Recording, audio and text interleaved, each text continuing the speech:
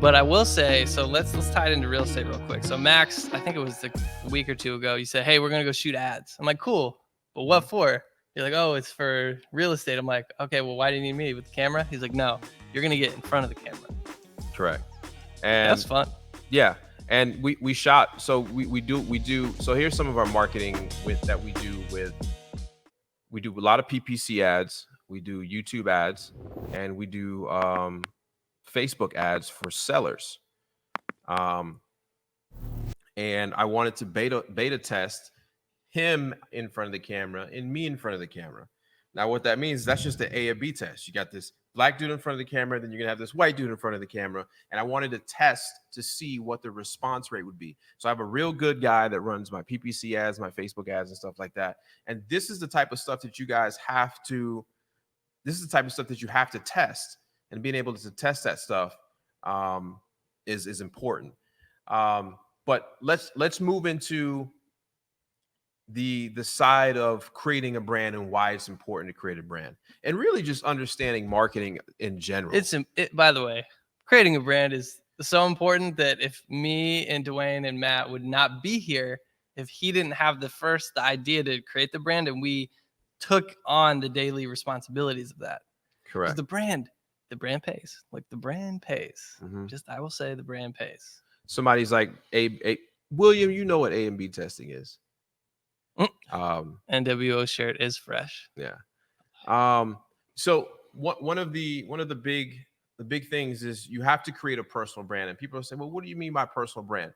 I don't mean you need to be a rock star on YouTube. I don't mean you need to be the guy that's out there trying to teach wholesaling or whatever it is you're doing. But you need to be the source of information for your customer base and your community, right? So if you are a realtor right now, then you should be talking about houses that go on the market, how many houses have sold this week, what is the inventory like, and just be the trusted source of information, right? So you need to become the trusted source of whatever information is that you are. If you have a plumbing company, it might behoove you to go out and make plumbing videos on how to fix your leaky faucet by yourself. And you're saying, Max, why does that make sense? Why would I teach my customers to go out and fix a leaky faucet on their own?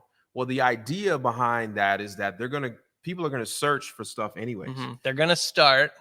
They're gonna get frustrated, and they're gonna give you a call as a professional. Exactly. So what you have to do is you have to build what they call brand authority. And if you build brand authority, when the need for your service comes, you're going to be top of mind. Most people think that you have to charge for everything that you give away, and the reality is you don't. So you have to do that same thing when it comes to your business. If you are an ice cream shop, you may want to tell people the best way to make ice cream at home. Yeah. You're like, what do you mean? This is how we make our ice cream. Yeah. And people be like, why would you do that? Because if you start to do that, then you become, like that person said, that local authority when it comes to ice cream. Now, how many of us enjoy eating ice cream but not making it? This guy. Exactly. Me too. That's why I'm doing this 75 hard challenge. No ice cream. So the point is you need to start thinking and becoming an expert in your field and whatever it is, so that you are giving away this information to your customer base so you can become that trusted authority. I'm trying to read some of the comments here while I'm doing that. Somebody, what is that person? Learned that in sales a while ago. Top of mind awareness is priceless. Now, so that is 100%. So AOS podcast, top of the mind awareness. Now, a lot of people say you got billion-dollar companies like McDonald's and Coca-Cola. Why do they still run billboard ads? Why do they still put commercials out? Like, if I'm going to go pick up a Pepsi or I'm going to pick up a Cola, it's probably going to be one of those two. Well, the idea is to have top of mind marketing. So you need to be marketing without even asking for something. Right. It's a subconscious thought. If I think of a soda, it's a Pepsi. If I'm only seeing Pepsi. Because think about from yourself. When you walk into, typically, if you're not saying, hey, I'm going to go in there and get a Sprite. Right. If you walk to a gas station or whatever convenience store, and you go to the aisle where they have all the drinks, and you're open to choosing something different. Right. You're going to go up and down, look. But what happens is your subconscious brain has already been marketed to 1,000 impressions, 10,000 impressions. And even though you want to try something different, your mind is going to revert back to what you've seen most recent. Yep. It's the same thing that happens with local politics. A lot of people don't know their local politicians. So when it comes I couldn't put a face to a name, yeah, but I could tell you, hey, this person's running. I guess I should vote for them. Exactly. So that's why it's important to these local politicians to put out their signs everywhere, so that when you go to the ballot box and you're ready to make that decision, and most people haven't done their research on who is, they say, Right. well, I got 2 people to pick from, and I don't know this name, but I've seen 1,000 signs with this name. I'm going to pick this person. Right. And that's if you don't, go down party line or whatever the idea is. But that's the reason why you always see marketing. You should always think about your business as the same thing. So if you are in, like most of you guys are in real estate, and you need to make posts on your business Facebook page giving advice on how, if you lose a loved one, what steps and processes should you go through once you go over the grieving for the business side of losing a loved one, such as probate and stuff like that. Give free advice on what you should do if you lose a loved one, as far as the probate process in your county. And if you're an expert, you would say, hey, look, if you're in Winston-Salem, like I am, and you unfortunately has lost a loved one, there's a point in that process where you have to file for probate. And I'm going to tell you exactly where to go. Here's the address. You go to probate. Here's the number you call to make an appointment. Once you do that, here's the steps. Here's typically what's going to happen, blah, blah, blah. And at the end of it, if you ever need to sell your property for cash, we're the best resource for you in Winston-Salem. That's it. You spend a whole time writing this article with a little blurb at the end that says, hey, I can help you if you do come across this.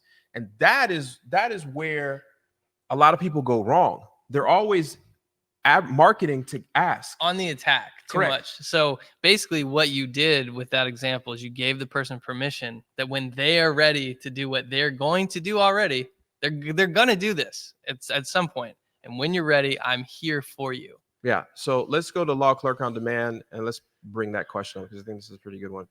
Hey, Max and Dave, can you elaborate more on growing your brand so folks actually hear your content? Any tips on improving the quality of your content? Dave, how much does quality matter to the content? Well, it used to matter to me a lot, but it doesn't matter that much. You want to find basically a watermark and say, this is how good I'm going to make my content. I'm going to be able to hit this consistently. So for example, when I'm filming with Max and you see a vlog, and you've seen a bunch of the Friday vlogs, I typically am just jump cutting and not adding transitions. I've made a conscious choice to get rid of the fancy transitions. I do focus on the sound. So really the most important part is if I can hear Max, that's it. If I can hear him clearly, because I know that sound is the most important thing in a video. It's 50% of the production. So even if the video is bad, I guarantee all of you are going to hang with the video, because it's going to be better in the next shot. Mm-hmm. And some of the best footage we've seen, honestly, is with great audio and terrible footage. Yeah, shaky footage, not on the gimbal. And one of the big parts, as far as I think that question went away. You have to bring that question back up, please.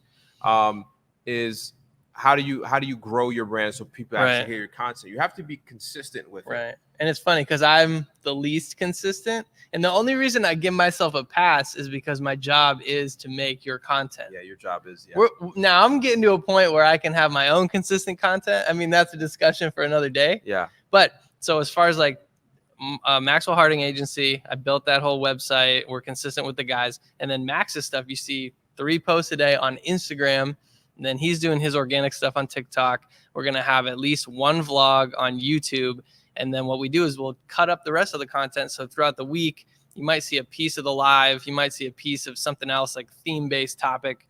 But when it started, you just said, hey, I can make 1 video a week. I'm going to document my journey. And hey, everybody, I'm going to hit once a week. I won't let you down. Yep.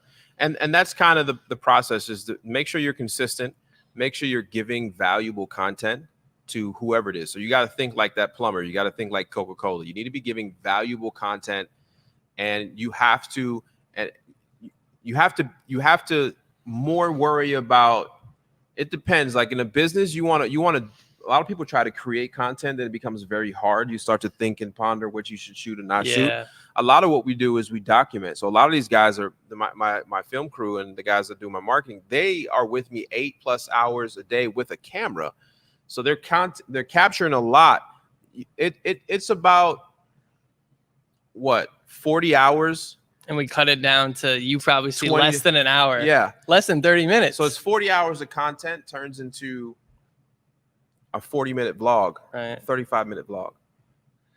Yeah, it's always easier to make the decision after the fact. And like while I'm filming, I'm like, oh, this is probably going to be a good scene. Let's see where the conversation goes. But when you're shooting, please, please, please hold the camera still. Like that's the most important part. Just if you hold the camera still and let the action happen in Matt's the frame. pretty good at that. Yeah, Matt, you know, he's got my number a couple times. You're pretty good at that, Matt, holding the camera still. It's hard though. Think about it. I'm holding a camera like this, no tripod for a majority of the day.